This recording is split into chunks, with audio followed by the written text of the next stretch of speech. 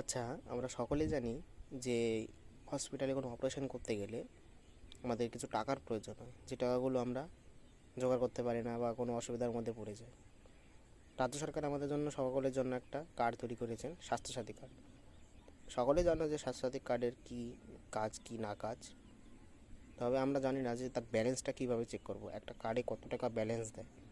আজকের ভিডিওতে দেখাবো যে কী করে স্বাস্থ্যসাথী কার্ডের ব্যালেন্সটা চেক করা যায়। স্বাস্থ্যসাথী কার্ডের ব্যালেন্স চেক করতে গেলে আমাদের কী করতে হবে, ফার্স্ট অফ অল আমাদের প্লে স্টোর থেকে একটা অ্যাপ্লিকেশান নামাতে হবে। সেটা আমি নামিয়ে নিয়েছি অলরেডি। দেখো স্বাস্থ্যসাথী কার্ড বলে যে অ্যাপ্লিকেশানটা আছে ওটা আমরা ক্লিক করব। খোলার পরেই দেখো স্বাস্থ্যসাথী বলে অপশান আসবে। আসার পরে দেখো এইখানে দেখো তিনটে ডট আছে, এই তিনটে ডটে ক্লিক করব। দেখো তিনটে ডটে ক্লিক করার পরে এইখানে একটা অপশান আছে ইউআরএন ভেরিফিকেশান। আমরা ইউআরএন ভেরিফিকেশানে যাব এবং এখানে গিয়ে আমরা জাস্ট আমাদের যে ডিস্ট্রিক্ট আছে সেই ডিস্ট্রিক্টটাকে সিলেক্ট করব।